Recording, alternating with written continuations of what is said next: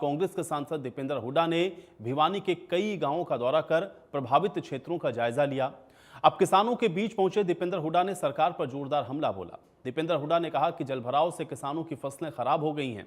सांसद की माने तो किसानों की मौजूदा फसल तो बर्बाद हुई ही है, इसके अलावा अगली गेहूं की फसल को भी लगाना मुश्किल है और इसलिए सरकार को प्रति एकड़ 50,000 का मुआवजा देना चाहिए। सांसद ने यह मुआवजा दोनों फसलों के लिए मांगा है, यानी वो फसल जो अब से कुछ महीने बाद लगेगी, विपक्ष उसके लिए भी मुआवजे की मांग कर रहा है। वहीं दूसरी तरफ इनेलो भी किसान हितैषी दिखाने की पूरी कोशिश कर रही है। इनेलो नेता सुनैना चौटाला ने फतेहाबाद के दर्जन भर गांव का दौरा किया। गांव के दौरे के बाद सुनैना चौटाला किसानों को साथ लेकर फतेहाबाद के लघु सचिवालय भी पहुंची और प्रशासन को अल्टीमेटम दिया। सुनैना चौटाला ने कहा कि फसलें खराब हैं, जल निकासी की व्यवस्था नहीं है और अगर ये नहीं हुआ तो फिर हम घेराव करने को मजबूर होंगे। उन्होंने ये भी कहा कि हर वर्ष किसानों को इसी प्रकार की समस्या का सामना करना पड़ता है, लेकिन सुनवाई नहीं होती। प्रशासन को इस संबंध में पक्का इंतजाम करना चाहिए ताकि हर बार किसानों की फसल बरसाती पानी के चलते बर्बाद ना हो। उन्होंने ये भी कहा कि वो खुद गांव का दौरा कर रही हैं और कुछ ही देर में एडीसी ने भरोसा भी दे दिया कि गांव का वो दौरा कर समस्या का समाधान करवाएंगे। अब विपक्ष के इन आरोपों से अलग सीएम सैनी ने यह कहा कि पिछली सरकारों में किसानों को तो पूरा मुआवजा तक नहीं मिलता था, लेकिन 11 सालों से हमारी सरकार के दौरान पारदर्शिता के जरिए किसानों को हम उनके खाते में ये पूरा मुआवजा दे रहे हैं। सीएम के इस दावे पर और विपक्ष के आरोपों के बीच हरियाणा के अंदर सियासी पारा चढ़ा हुआ है।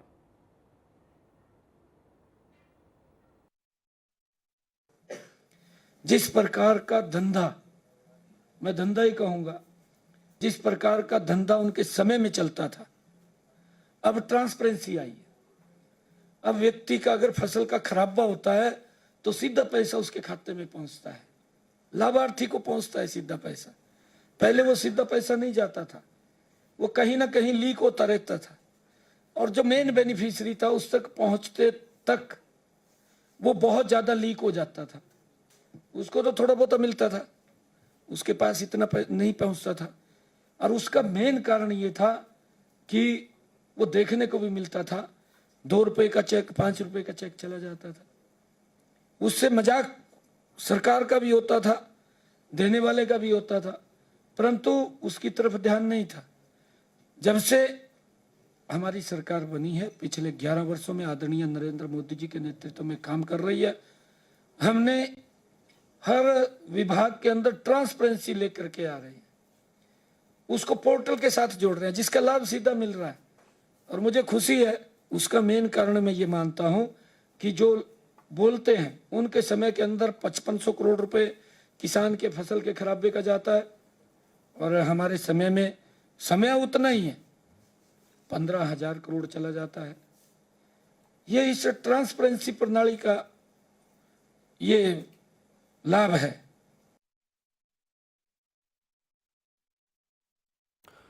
तो तस्वीरें भी आपको दिखा देते हैं। देखिए, एक तरफ तो बाढ़ग्रस्त क्षेत्रों का जायजा नेताओं के द्वारा लिया जा रहा है और ये ज़रूरी भी है क्योंकि विपक्ष की अपनी भूमिका है और लोगों के बीच जाना, उनके समस्याओं को समझना, ये अपने आप में भी बेहद महत्वपूर्ण है। लेकिन हाँ, इसके साथ साथ जो सियासत होती है वो सेतर है और वो सियासत हमेशा से होती आई है। तो अभी भी आप देख रहे हैं कि इन सारे विषयों को लेकर के सियासत भी खूब हो रही है।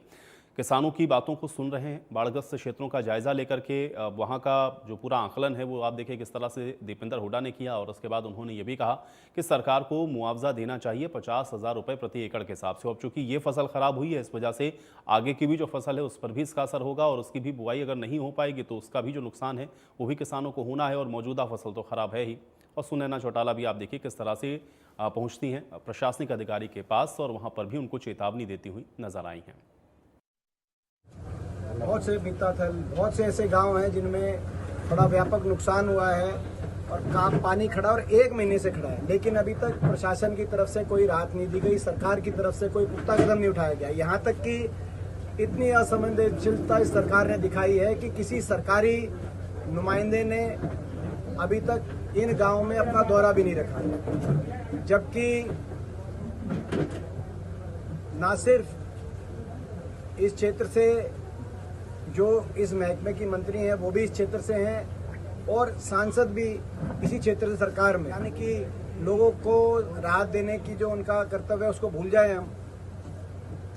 ना तो हम एक एक गांव में गए, ना तो गांव में पानी को निकालने के लिए अभी अस्थायी रूप से कम राहत देने के लिए समाधान करने के लिए कोई प्रबंध किए गए हैं। जहां बीटी मोटर की जरूरत है, जहां पॉइंट बनाना है, अभी तक पॉइंट नहीं बने या उतनी मोटर उस संख्या में उपलब्ध नहीं कराई गई। जहां पाइप की जरूरत है वहां पाइपलाइन उपलब्ध नहीं कराई गई है।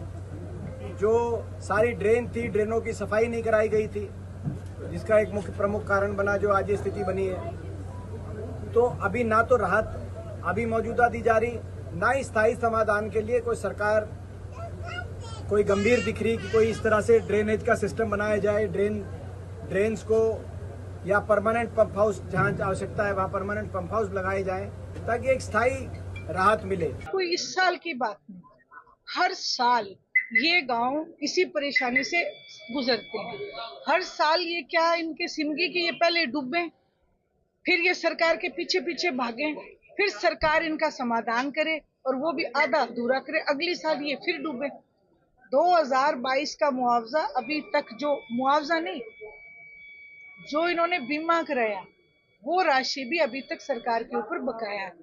तो ये तमाम समस्याओं को लेके आज हमने एडीसी से मुलाकात की है, क्योंकि डीसी महोदया छुट्टी पे थी, इसलिए एडीसी ने हमें आश्वासन दिया है कि वो अभी 1.5 घंटे में पहले तो गांव में विजिट करेंगे और कल से ही जो ये है कार्य शुरू करवाएंगे, ताकि हमें उम्मीद है कि वो इस कार्य को बखूबी करेंगे।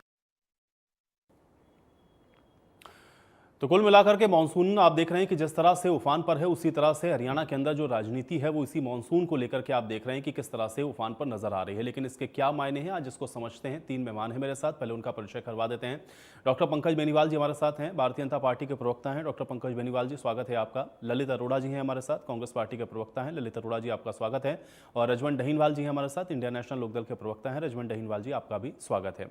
बेनीवाल जी आपसे शुरुआत कर रहा हूं, क्योंकि फसल खराबी को लेकर के हर साल हम लोग देखते हैं किसी तरह की स्थितियां रहती हैं। जब फसल खराब होती है आप लोग कहते हैं कि हम मुआवजा दे रहे हैं, विपक्ष का ये कहना है कि पिछला मुआवजा नहीं मिला, ये नाकाफी है, आपको और ज्यादा देना चाहिए। इन सब के बीच में इसका स्थायी समाधान क्या है? क्योंकि आज दीपेंद्र हुड्डा को भी मैं सुन रहा था, बहुत सारी जगहों का उन्होंने भी जिक्र किया। सुनैना चौटाला भी कमोबेश यही बात कर रही थी कि कुछ इलाके तो ऐसे हैं जहां पर साल दर साल ऐसी स्थिति बनती है, इसका कोई स्थायी समाधान नहीं है और इस वजह से किसान हर साल परेशान होता है। क्या मायने हैं इसके बेनीवाल जी? नमस्कार आयुष जी, सभी साथियों को नमस्कार और सभी दर्शकों को।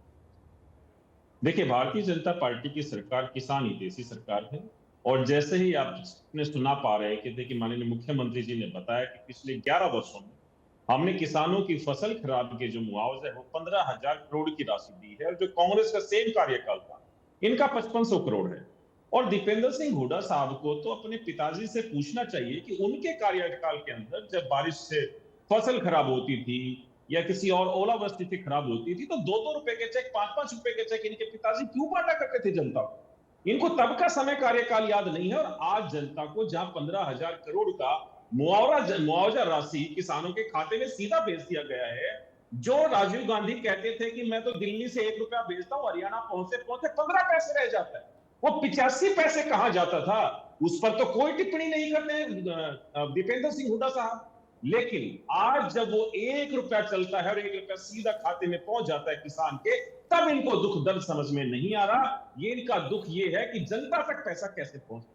आज जब भारतीय जनता पार्टी ने, जब माननीय मुख्यमंत्री जी ने अभी 2 दिन पहले ही 22,617 लाभार्थी किसानों को जो ई क्षति पोर्टल के माध्यम से जिन्होंने अपना जिन की जमीनें खराब हुई, फसल खराब हुई, उस फसल खराब का जो मुआवजा के लिए उन्होंने जो किसानों ने अपना पोर्टल पर दर्ज कराया अपना नामांकन, वो 22,617 लाभार्थी किसान और उनके खातों में 52 करोड़ 14 लाख रुपए सीधे एक क्लिक से सीधे उन किसान भाइयों के खातों में पहुंच गए। अब अगर दीपेंद्र सिंह हुड्डा साहब को 2 दिन पहले ये जो कार्य हुआ इसका देखा नहीं समझ में आ रहा है तो कुछ कर नहीं कर सकते हैं। अब ये बात करते हैं, अभी दीपेंद्र सिंह हुड्डा साहब का मैं वो सुन रहा था बयान, इन्होंने कहा कि 1 महीने से, अरे भैया 1 महीने पहले तो बारिश भी नहीं हुई थी, आप क्या मतलब झूठ प्रोपगेंडा यहाँ पे चलाना चाहते हैं। तो ये बरसाती, एक कहावत भी है हरियाणा के अंदर, बरसाती में डका। तो ये जब बरसात हो गई है, थोड़ा जगह पानी खड़ा है, हरियाणा की सरकार संजीदगी के साथ लगातार काम कर रही है, लेकिन ये बरसाती मेंढक जो राजनीतिकरण कर रहे हैं हर चीज का, अगर एचकेआर को पुख्ता कर दो तो क्यों कर दिया जी, नहीं किया तो क्यों नहीं, मतलब हर चीज में इनको राजनीति करनी है। दीपेंद्र सिंह हुड्डा को पहले ये देखना चाहिए कि विपक्ष का नेता बनाए, मानसून सत्र स्टार्ट होने वाला है, बहुत जल्द अपना जो विपक्ष का नेता है उसको बनाए, अपने संगठन पर कार्यक्रम के ऊपर ध्यान दे, जो संगठन आप पिछले 11 सालों से नहीं बना पाए हैं, जो कई चीजों से नहीं, वो ठीक है, वो उनकी पार्टी का विषय है, लेकिन आप ये कह रहे हैं कि भाई ठीक है, हो सकता है कि कुछ समय आगे पीछे हो जाए, लेकिन ये समस्या हर साल हो जाती है ना। वही जगह उन्हीं सारे गांवों के अंदर अगर इस तरह से बार बार पानी की व्यवस्था ऐसी हो जाए कि निकासी ना हो और खेतों तक वो पानी भरा रह जाए, तो इसका स्थायी समाधान तो आपको ढूंढना है ना बेनीवाल जी। बिल्कुल आयुष जी, अभी पूरे हरियाणा के अंदर तालाबों को फिर से जीर्णोद्धार करके उन तालाबों को फिर से बनाया जा रहा है, जिनमें पहले पानी इकट्ठा हुआ करता था और वो किसी कारणवश वहां पर पानी नहीं पहुंच पाता। अब सारे तालाबों को जीर्णोद्धार किया जा रहा है। हर गांव के अंदर एक अच्छा तालाब बनाया जा रहा है, ताकि जो गांव का पानी इकट्ठा होता है, जो एक्स्ट्रा पानी बारिश का जाता है, वो सारा पानी उस तालाब के अंदर इकट्ठा हो। और उन सारे गांवों को चिन्हित किया जा रहा है जिन जिन गांवों में हर साल ये ऐसी समस्याएं आती हैं। ई शक्ति पोर्टल के माध्यम से और जो राजस्व एवं आपदा प्रबंधन का जो वेबसाइट नई बनाई है, जो नवी लॉन्च की है माननीय मुख्यमंत्री जी ने, इन सब के माध्यम से अब बहुत जल्द ये सेग्रीगेट हो जाएगा कि भिवानी में इन जगह पानी ज्यादा भरता है और हर साल यहाँ होता है, यहाँ पर सिरसा में होता है, ये रेवाड़ी में होता है। तो ये सारी चीजें अब सबकी आंखों के सामने होंगी, जो कि पहले शायद छुप जाती थी। अब ये पोर्टल के माध्यम से सारे के सारे जो जहां जल भराव होता है वो सारे चिन्हित किए जाएंगे और किसानों को ये चीज जो दिक्कतें आती हैं जल भराव की या फिर सरकार को मुआवजा देना पड़े, ये सारी चीजें। ठीक है बेनीवाल जी, अभी भी आप कह रहे हैं कि ये हो जाएंगी आने वाले समय में, लेकिन अभी तक हुई नहीं है। ललित जी, राजनीति कर रहे हैं सिर्फ आप लोग इस तरह के विषय पर? हम तो पागल हैं। सबसे सियाने तो डॉक्टर पंकज बेनीवाल हैं। मतलब ना तो कुछ ये बताया नुकसान कितना हुआ है, पानी कहाँ कहाँ भरा है, 11 साल पहले किसकी सरकार थी। अरे 2016 में तो फसल बीमा योजना आई, हम 5 रुपए के चेक काट देते थे। 1 एकड़ की फसल मान लीजिए 4000 रुपए की थी किसी की धान की, और हम जो है उनको 5 रुपए का चेक दे देते। कितनी हास्यास्पद बात ये कर रहे हैं। ना कोई इनके पास डाटा होता है, ना कोई तैयारी होती है, बस कांग्रेस कांग्रेस कांग्रेस। आप मुझे ये बताइए कि सबसे बड़ी बात कि तालाबों की बात कर रहे हैं, 11 साल से तालाब ही बना रहे हो। 2016 में तो आपकी योजना आई है कृषि बीमा की। मैं भाई एक बैंक में ही था उस समय और हमें पता है कि वो क्या योजना थी, उसमें कितनी कमियां थी। आज वो योजना लागू है, एक तो वहां से मिलना है, दूसरा जो है सरकार देती है मुआवजा। बात तो यहाँ हो रही है कि आपने आइडेंटिफाई किया कि नहीं। आपने अभी बोला जी 52 करोड़ रुपए दे दिए, किसको दिए हैं? वो लोग वो है जिनके 31/3/25 से पहले के केस थे। क्या सबको मिल गया? आपने 22,000 की बात की है कि उसमें जो पोर्टल पे कितने लोगों ने किया था। अभी तक आपके डीसी ऑफिस से, एडीसी ऑफिस से, तहसीलदार ऑफिस से लोगों ने विजिट तक नहीं किया है कि किसानों के खेतों का। आप यहाँ भाषण दे रहे हैं।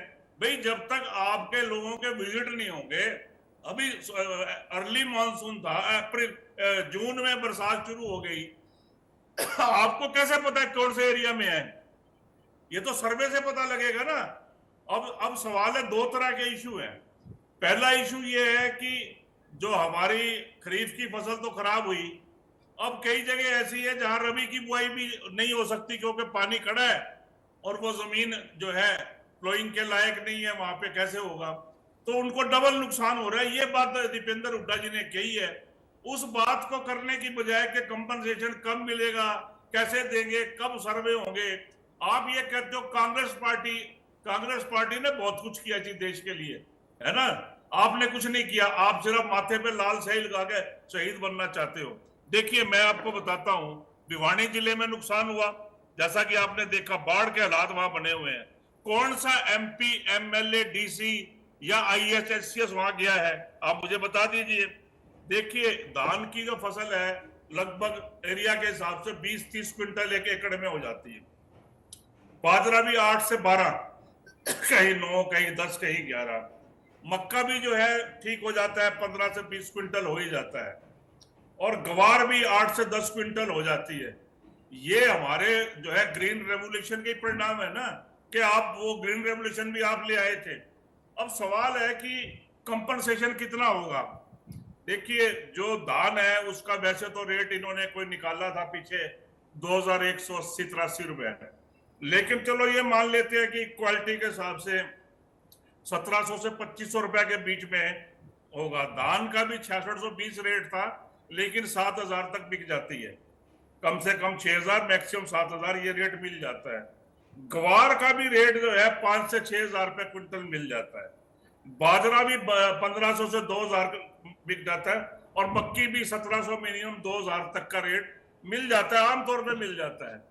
तो अब आप अंदाजा लगा लीजिए कि 55,000 एकड़ का तो आंकड़न हमारा है कि 55,000 एकड़ में फसल तबाह हुई है। एक्चुअल तो रेवेन्यू अथॉरिटी जाएंगी या लोग पोर्टल पे डालेंगे तब पता लगेगा, लेकिन जल भराव की स्थिति जो इतनी खराब हो चुकी है, और घरों में स्कूलों में तक में पानी फंस गया, तो प्रति एकड़ उन्होंने कहा कि 50,000 का मुआवजा दो, हमारे दीपेंद्र जी ने बोला। तो अगर उन्होंने ऐसा बोला तो कोई कैलकुलेशन तो की है ना, आप भी कैलकुलेशन कर लो।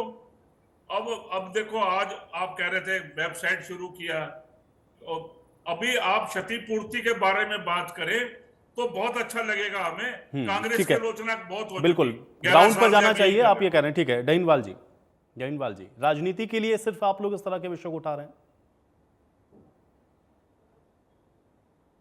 डहीनवाल जी, आवाज मिल रही है आपको? चलिए, डहीनवाल जी तक शायद मेरी आवाज नहीं पहुंच पा रही है। बेनीवाल जी, जवाब दीजिए। देखिए, अभी इन्होंने कहा, अभी ललित अरोड़ा जी कह रहे कि कैलकुलेशन तो कुछ होनी चाहिए। मैं फिर कुछ कहूंगा, फिर ये कहेंगे कांग्रेस में चले गए। आपके समय पे प्रति एकड़ 2 रुपए 5 रुपए के राजनीति ही करनी होती तो क्या कोई एक उदाहरण दिखा दो, कोई एक उदाहरण बता दो। गुड़गांव कौन से गांव में कौन से आदमी को मिला था वो बता दो। मैं कह रहा हूँ गुड़गांव जिले में 2 रुपए 5 रुपए के चेक। और बताओ ना, 2 रुपए किसको मिले? किसान का नाम तो होगा कुछ। किसानों को मिले वो नाम तो बताओ। छपते थे, आपने देखे नहीं होंगे, टीवी पर छपते थे रोज वो कि 2 रुपए के चेक मिल गए, 5 रुपए के चेक मिल गए किसानों को। मैं पूछ रहा हूं, 2 रुपए किसको मिले? आप गुड़गांव में ही बोल रहे हो। मैं गुड़गांव मानेसर के किसानों की बात कर रहा हूँ। मैं तो बताओ किस किसान, कौन से गांव का? मेरे पास अभी डाटा नहीं है ललित जी, अगली बार आप ही को दिखाऊंगा। फिर ऐसे क्यों बोल रहे हो बिना डाटा के? अखबारों में छपे हैं भाई, अखबारों में छपे हैं। आप पॉलिटिक्स कर रहे हो ना, सिर्फ पॉलिटिक्स। राजनीतिकरण आप लोग करते हैं चीजों का, तो कैलकुलेशन ये तो बताए 2 रुपए में 5 रुपए में मक्का, बाजरा, ज्वार, जो आप अभी मैं तो पूछ रहा क्या उस समय के नेता मूर्ख थे क्या? सरकार वाले, सरकार में तो बिल्कुल ऐसे रहेंगे। ऐसे बेकार के आरोप नहीं, उदाहरण दो, उदाहरण। लोगों को बाहर रखा है आपने, यही जनता के साथ किया, किसानों के साथ दुर्व्यवहार किया, किसानों को प्रॉपर मुआवजा नहीं दिया। अच्छा, किसान दौर आपने क्या दिया? हम मान लेंगे? आप नहीं मानेंगे, जनता मानती है। क्यों मानेंगे मेरे भाई? यूं तो बताओ कौन से किसान को 5 रुपए का चेक मिला? ऐसे नहीं ना, ऐसे क्या बात करें? आप झूठ बोलते रहिएगा, आप ऐसे ही आप सबसे बड़े झूठे हो। 2 रुपए। चलिए, ठीक है बेनीवाल जी, ठीक है, मुख्य प्रश्न पर आ जाते हैं। वो ये कह रहे हैं कि भाई अगर आप ग्राउंड पर जाके इसका आकलन नहीं करेंगे तो फिर सही मुआवजा कैसे देंगे? अधिकारियों को या आपके जनप्रतिनिधियों को जाना चाहिए। बेनीवाल जी। आयुष जी, ई क्षति पोर्टल के माध्यम से जिस किसान की जितनी जमीन, भूमि, क्या फसल बोई, वो सारा ब्यौरा उस ई क्षति पोर्टल पर आता है, और ई क्षति पोर्टल के माध्यम से वो आंकड़ा सरकार तक पहुंचता है। जो हमारा कमेटी है, जो हमारा प्रबंधन बोर्ड है, वो सारा का सारा उस पर आकलन करके, और किस किसान को कितनी फसल खराब हुई उसके हिसाब से उनके खातों में सीधा पोर्टल के माध्यम से 1 क्लिक में पैसा पहुंच जाता है। अभी इन्होंने कहा था कि किन किसानों, मैं बताता हूं, दिसंबर 2024 से मार्च 2025 के बीच में जो रबी की फसल खराब हुई थी, उस फसल का खराब का मुआवजा मिला। अब कितने किसानों को मिला वो मैंने बताया था। अब वो पैसा जो 52 करोड़ 14 लाख रुपए मिला, वो 19.92 करोड़ तो मिला है जी आपको महेंद्र रेवाड़ी के किसानों को, महेंद्रगढ़ के किसानों को मिला 10.74 करोड़, झज्जर के किसानों को 8.33 करोड़ रुपए, गुरुग्राम के किसानों को 4.07 करोड़ रुपए, चरखी दादरी वालों को 3.67 करोड़, भिवानी का जिक्र कर रहे थे तो भिवानी के किसानों को भी 2.24 करोड़ का मुआवजा मिला है। तो मैंने अब ललित अरोड़ा जी को एक एक आंकड़ा पेश कर दिया। अब ललित अरोड़ा जी कुछ बोलेंगे कि भाई कितने किसान थे, कहां के किसान को मिला? हमने किसानों का ब्यौरा दिया, इतने किसान थे, ये कितना पैसा दिया और किस जिले के कितने किसानों को कितना पैसा मिला, वो सारा सेग्रीगेट करके हमारे पास सब कुछ है। ये ई क्षति पोर्टल है साहब, आपके समय पर होता था इन किसानों को दे दो, इस सरपंच ने कह दिया, उस ब्लॉक समिति के मेंबर ने कह दिया, इन 5 किसानों को देना है। अब ये ऐसा नहीं चलता। अब जो किसान अपनी पूरी डिटेल डालता है, उनके खाते में सीधा पैसा पहुंचता है। आपके कार्यकाल की जैसे 1 रुपए में से 15 पैसे नहीं मिलते, 85 पैसे का जो घपला ठीक है। लोग करते थे, ठीक है जो आपकी ललित सरकार जी, करती ठीक है, थी, एक मिनट इसीलिए ललित जी। किसानों को 2 रुपए ठीक 5 है, रुपए के चेक ठीक है ललित जी। नहीं, मैं तो ये कह रहा हूं, इन भाई साहब को उस समय का सिस्टम नहीं पता, पोर्टल नहीं था तो रेवेन्यू अथॉरिटी जाती थी, तो पॉलिटिशियन नहीं फैसला करते थे।